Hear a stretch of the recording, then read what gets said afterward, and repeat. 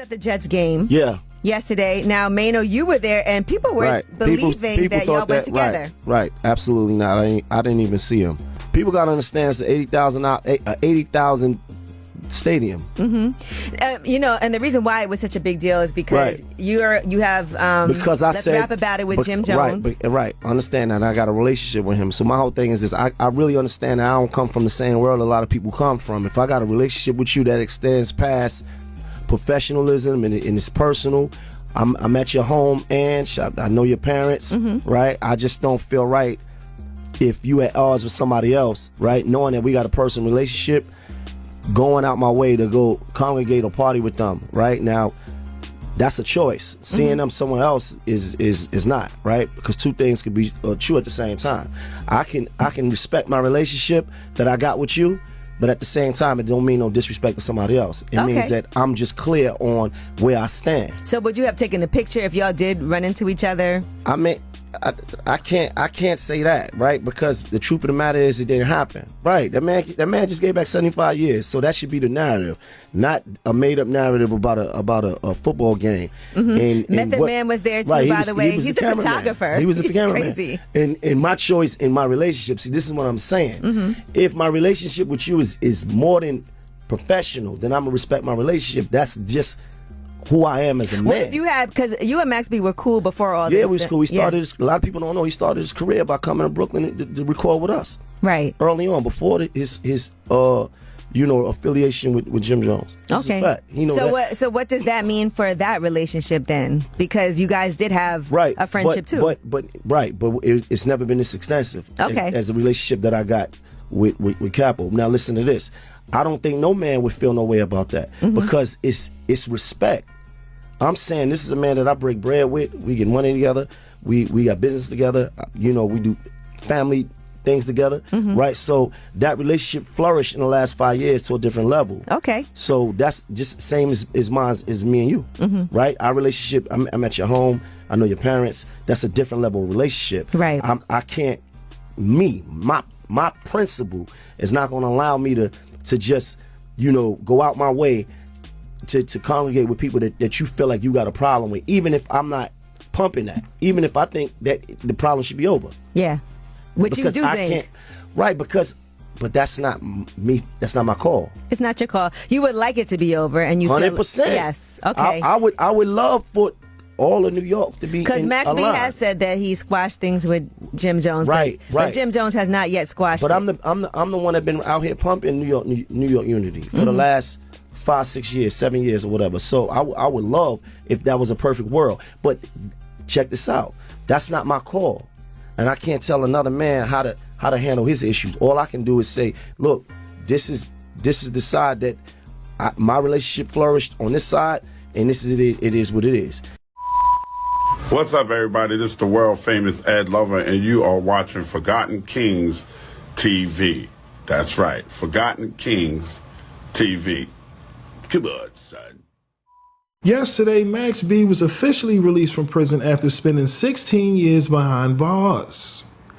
That's right, y'all. I'm sure many of y'all heard the rumors of Max B's release over the years. Well, as of yesterday, Max B is a free man out in the free world, okay? Now, of course, immediately we started seeing videos of Max B's release. Of course, as you can see here, Max was greeted by his loved ones, family, and of course, French Martin, okay? Immediately, once the people seeing him and French back together, you already know what time it is. It's time to hit the booth. Let's go get this money because, man, we missed out on so much in the past 16 years, okay? Now, immediately after his release, right, Max was seen at the Jets game, okay, being greeted by Method Man and so many people from the city, just happy to see him back out in the free world again. But this is why people started, raising questions, because we also seen Maino at the Jets game. Now, why is this a conversation? Well, just a couple weeks ago, Maino brought up Max B's name in the podcast with Jim Jones, just throwing out the idea of Jim and Max, ending the beef. And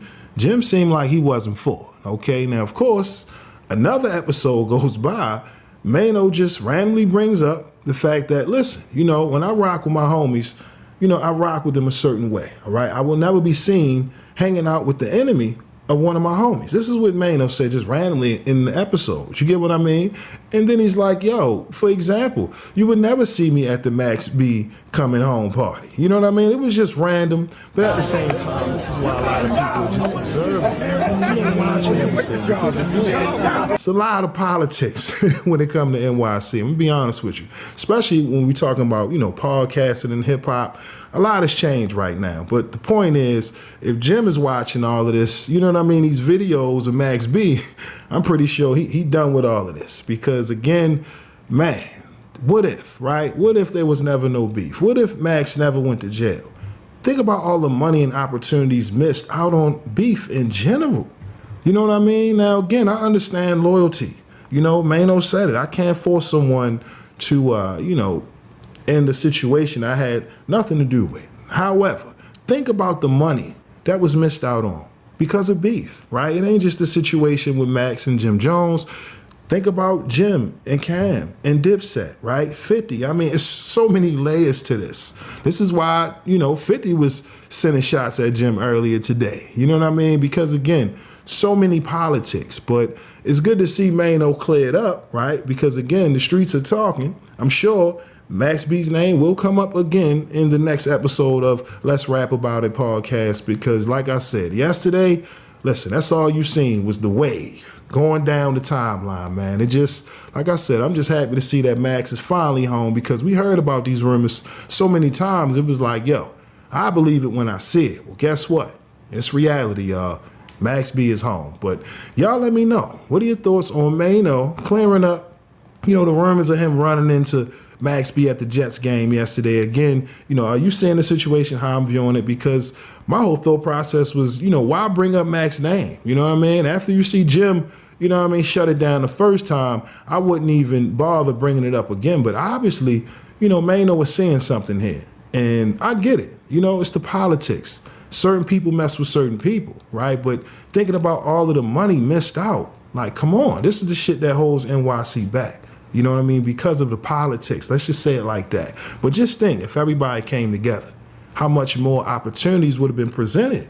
You get what I mean? Instead of all of this division. But that's just me. Y'all let me know your thoughts on everything down in the comment section below. But with that being said, that's all I got for y'all today. Again, my name is Sensei Rip. Till next time, peace.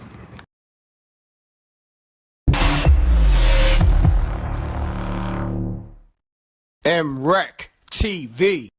We mentioned Vlad TV. Right. Now, put me on. What's going on? Why he put your name in a bad light? Like, what's going on? He was a part of that whole Kading, Reggie Wright, now Whack 100. He was a part of that whole team out there in Cali that was spreading false information by the death of Biggie Smalls.